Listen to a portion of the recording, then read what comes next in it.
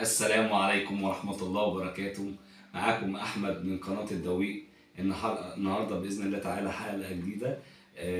حضرنا فطار خفيف كده. جبنة قديمة بالطحينة وفلافل بيتي وفلفل كوبي وبدنجان متقطع طرنشات زي ما انتم شايفين ومقلي، وفول بالصلصة معمول بالصلصة وعليه توم وعليه طماطم، وطبعا الطماطم متسبكة ومحطوط عليها بعد التوم محطوطة ومخلل. أكلة جميلة وفطار جميل. بسم الله الرحمن الرحيم.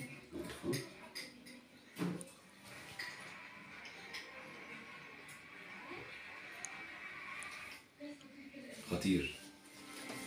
جبنة القديمة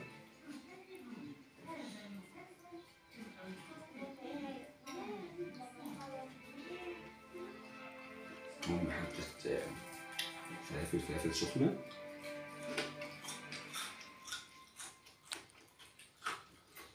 مقرمشة وجميلة.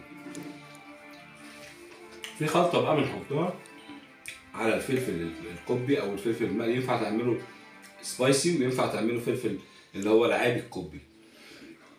الخلطة دي اللي بتخلي البدنجان والفلفل يوديك لحتة تانية. بيبقى خلطة توم على كمون على بابريكا على ليمون على نقطة خل، وتضيفهم على الوش على البدنجان وعلى الفلفل الكوبي مع عصرة الليمون، بتوديك في حتة تانية، تدي طعم مزازة كده، يعني حاجة لذيذة. فلفل الكوبي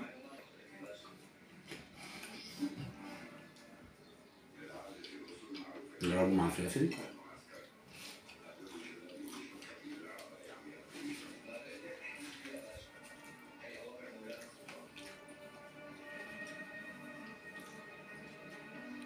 نجربه مع الفلافل. دي فلافل بيتي مقرمش، مصورة بيبقى عليها طعمية. لا ما شاء الله جميلة. ودي كانت حلقتنا في قناة الدويق، وصباحكم جميل وأكلة جميلة ونمرة 1 و100 100.